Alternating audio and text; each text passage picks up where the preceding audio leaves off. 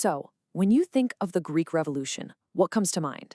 Probably heroic freedom fighters, right? Throwing off their chains. But the real story, well, it's way more complex and brutal. Honestly, it's just chaotic. This wasn't just a war, it was the messy, violent birth of a whole country. And trust me, its story is full of some shocking twists. So check this out. It all kicked off with a secret society. And somehow, it ends with a German king sitting on the throne. How in the world does that happen, right? How do you go from a shadowy conspiracy to a foreign monarch? That's the big puzzle we're going to unpack here. And the first piece, it's that secret society that lit the fuse. All right, so before any fighting, before a single shot was fired, there was just an idea, a really dangerous idea, whispered in secret rooms. And this idea was being nurtured by this super shadowy organization, one that had a massive plan to build a brand new nation from scratch. So who were these guys? Okay, so they were called the Philiki Eteria, which means the Society of Friends. Kind of nice sounding, right? But get this, they were founded way outside of Greece, in Odessa, a Russian port city. And their whole structure was designed to be super mysterious. Think of it like a pyramid scheme for revolutionaries. New members only knew the person who recruited them, and that's it. And at the very top, well, that was the invisible authority. Nobody knew who they were. It was this powerful, unnamed leadership, and the whole point was to make everyone think that some really big players, maybe even the Tsar of Russia himself, were secretly pulling the strings. And listen to this oath they took. It's incredibly powerful, just filled with this intense idealism. I mean, people were literally consecrating their entire lives to this idea of a free Greece. It's so poetic, so passionate. But you have to wonder, right? What happens when all those beautiful, noble words crash head-on into the brutal, ugly reality of war? Well, let's just say those ideals, they didn't last long. As soon as the fighting started, all that poetry just evaporated. The revolution spiraled into this horrific cycle of violence and revenge. I mean, a total 180 from those noble vows. This quote, wow, it's from Theodoros Skolokotronis, one of the main leaders of the whole revolution. And the thing you have to understand is, he's not talking about a battlefield here. No, he's describing what it looked like inside the city of Tripolitsa after his forces took it. It's just a horrifying image that shows you exactly what this war was like on the ground. The path to freedom was literally paved with bodies. And you have to know, this wasn't a one-sided thing. Not at all. The war just spun out of control, into the spiral of atrocity begetting atrocity. So after the massacre of Muslims and Jews at Tripolitsa, the Ottoman forces unleashed their own unbelievable horror on the island of Chios. This stopped being about national liberation. It just became a brutal, merciless war of revenge, and it was civilians on both sides who paid the highest price. Just think about that number for a second. 70,000 people out of 100,000. That's 70% of the entire Greek population of that island just gone, killed, enslaved, or forced to flee in a matter of months. An event on that scale, it absolutely shocked Europe, and it became a huge turning point, not just in the war itself, but in how the rest of the world started to see this conflict. So, news of horrible events like the massacre on Chios, it lit a fire across Europe. It started a whole movement. But here's the thing, it wasn't just public outrage that finally forced the great empires of the day to get involved. Oh no, it was also about cold, hard geopolitical calculation. Yeah, this movement had a name, Philhellenism. It literally means the love of things Greek. And for educated Europeans at the time, Greece wasn't just some random province in the Ottoman Empire. To them, it was the cradle of Western civilization, the birthplace of democracy, philosophy, all of it. So you had artists like Delacroix painting these horrific massacres, poets like Lord Byron literally going to fight and die there, and all these committees raising money. It created this huge wave of public pressure on their governments to do something. But let's be real. Behind all that romantic love of Greece stuff, there was a ruthless game of imperial chess being played.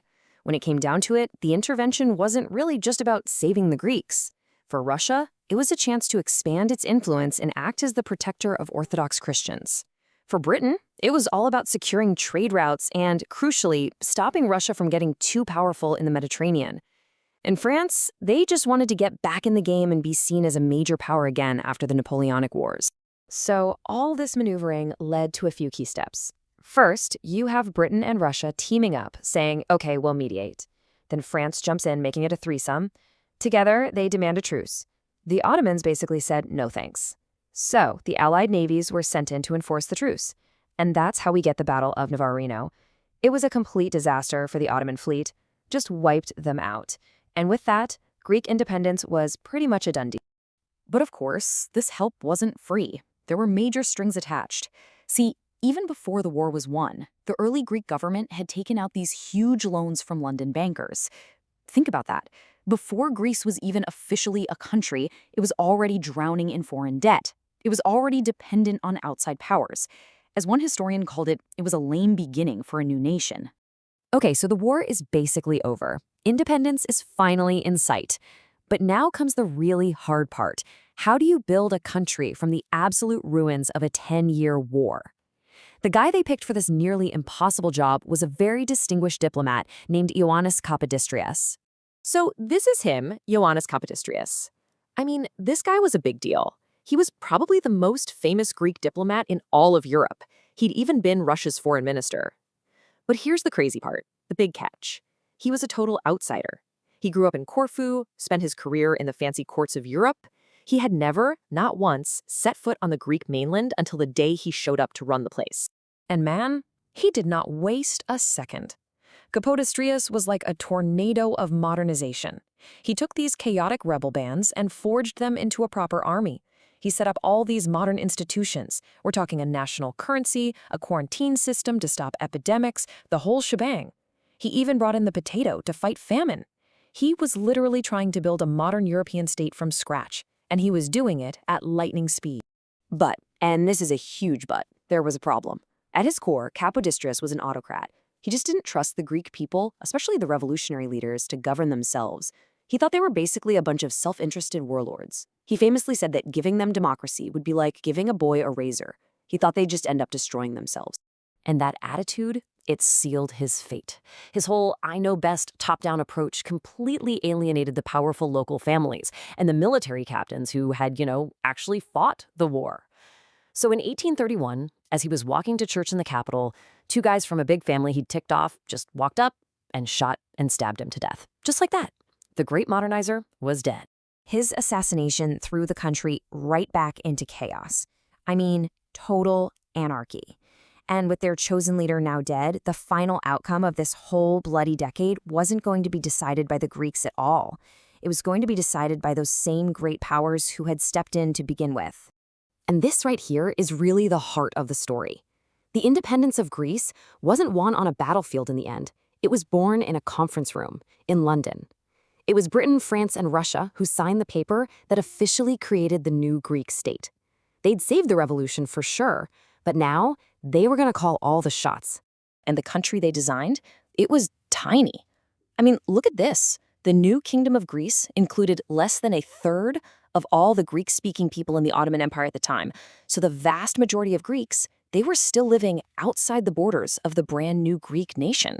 So this really sums up the final kind of bitter compromise. The dream? A democratic republic. The reality? An absolute monarchy run by a German prince. The dream? Freedom from any outside control. The reality? A country already trapped in debt and basically under the thumb of the great powers. The dream? To unite all the Greek people. The reality? A tiny little kingdom that left most of them behind. So was it a victory? Yes, but a really complicated and compromised one, which leaves us with this final big question.